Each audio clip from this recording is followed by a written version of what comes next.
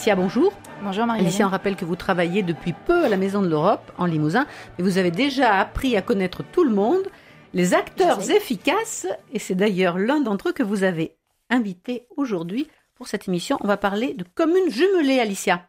Tout à fait. Alors, nous avons l'honneur d'avoir parmi nous Maxime Negremont, qui est le président de l'Association des communes jumelées du Limousin. Bonjour. Bonjour. Bonjour. Donc, juste pour rappel, un séminaire européen s'est tenu à la Maison de l'Europe de Toulouse il y a quelques semaines, qui a été soutenu par le réseau ENET, donc qui est le réseau européen pour l'éducation et la formation, ainsi que la Fédération française des maisons de l'Europe, de réseaux dont la Maison de l'Europe en Limousin fait partie. Et ce séminaire était consacré à la nouvelle génération dans les jumelages et à l'implication des jeunes au sein des comités de jumelage. Donc, on a une particularité dans notre ancienne région en Limousin, c'est d'avoir une unique structure consacrée ou qui fédère les communes jumelées du Limousin, l'association des communes jumelées du Limousin. Et nous avons à sa tête un tout jeune président qui a été élu en avril dernier, Maxime Negremont. Donc, on va faire tout d'abord un premier état des lieux de l'implication des jeunes dans les comités de jumelage. Est-ce que tu pourrais nous donner un peu plus d'informations sur ce sujet? Oui, alors les comités de jumelage, on le sait, ont une image un peu désuète et ancienne, malheureusement, parce que la réalité sur le terrain est tout autre.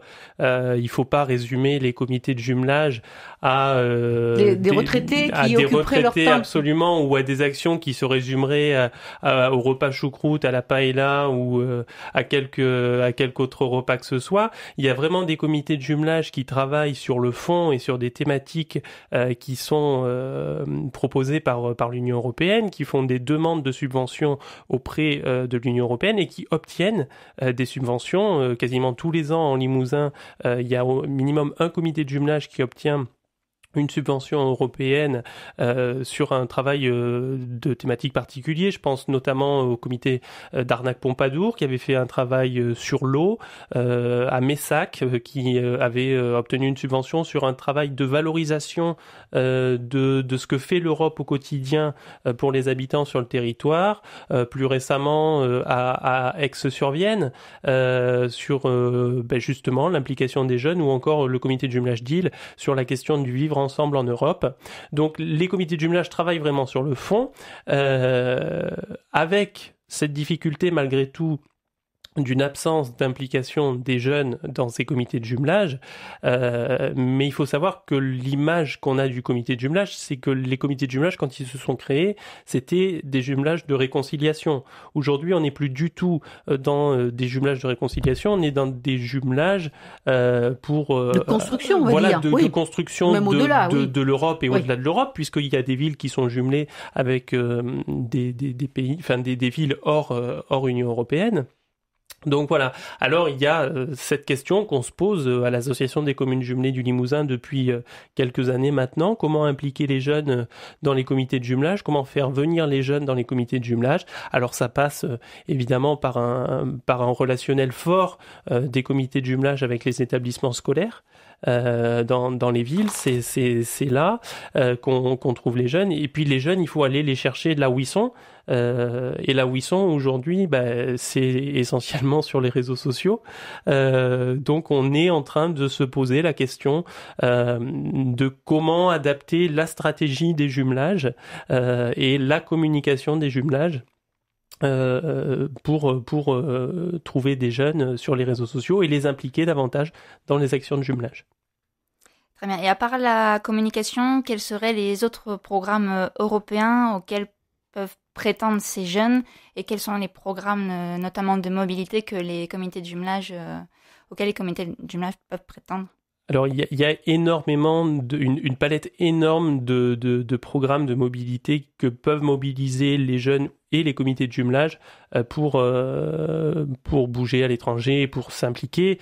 Il y a notamment Erasmus+ aujourd'hui, anciennement connu simplement sous le terme d'Erasmus. Qui est ouvert à tout le monde. Voilà. Ça regroupe les apprentis, par exemple. Tout à fait. Et sur la question des apprentis, justement, il y a de nombreux échanges possibles autour de l'apprentissage où on va dans sa ville jumelle pour faire des stages autour de l'apprentissage. Et puis, Il y a également la possibilité de service civique, de service volontaire européen. Également juste l'apprentissage, je fais une parenthèse parce que c'est vrai qu'on en a beaucoup parlé récemment, puis c'est vrai qu'il y a de nombreux apprentis aussi en ce moment en France. Et ça fonctionnait déjà sur l'apprentissage avec les communes jumelées? Alors, mais des possibilités, ou est-ce que c'est en train vraiment de se développer avec Erasmus+?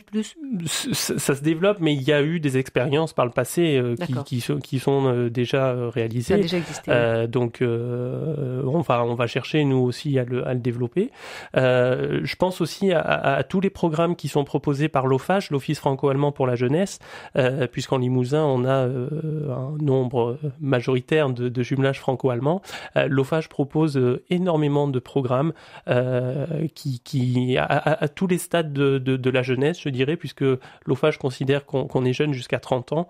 Donc, il y a énormément de possibilités. Je pense au programme Brigitte Sauzet, où on va, quand on est en classe de 3e, où on va 3 mois dans un établissement scolaire en Allemagne, et on reçoit ensuite 3 mois son correspondant.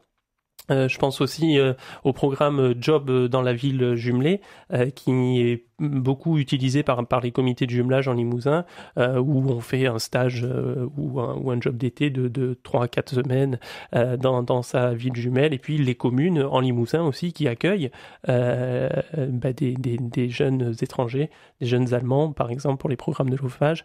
Et puis la FCCRE, l'association française du Conseil des communes et régions d'Europe, à laquelle nous adhérons, a lancé l'année dernière le programme volontariat franco-allemand des collectivités territoriales, où donc les collectivités territoriales françaises et allemandes sont invitées à recevoir des jeunes volontaires pour des missions spécifiques.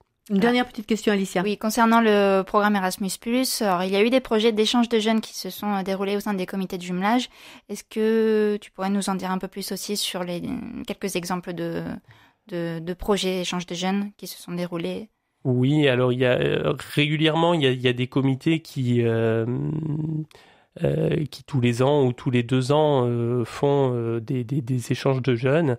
Alors au-delà du simple échange de jeunes où on se rencontre et où on, entre guillemets, s'amuse, où on partage le quotidien pendant plusieurs jours, ces programmes, et pour qu'ils soient subventionnés et financés par l'Union européenne, il faut qu'ils aient un but, une visée, et il faut qu'ils traitent de thématiques de développement de la citoyenneté européenne, de réflexion sur des sujets qui touchent à l'histoire, au développement durable, enfin à plein d'éléments.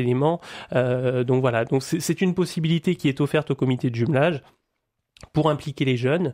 Et c'est votre volonté, tant que président. C'est notre volonté au niveau des communes jumelées, et on espère que ça réussira. Juste un dernier mot, il faut bien dire que donc cette organisation limousine est unique en France. Tout à fait. Alicia, vous l'avez cité en introduction, c'est unique en France, et donc l'organisation limousine pourrait s'étendre, Maxime, à l'ensemble de la Nouvelle-Aquitaine. Tout à fait, c'est unique. Vous êtes en train d'y travailler. C'est unique en France dans la mesure où notre conseil d'administration est composé à la fois d'élus et de bénévoles des comités de jumelage, et ce sont les communes, communautés de communes et autres collectivités qui sont adhérentes de notre association.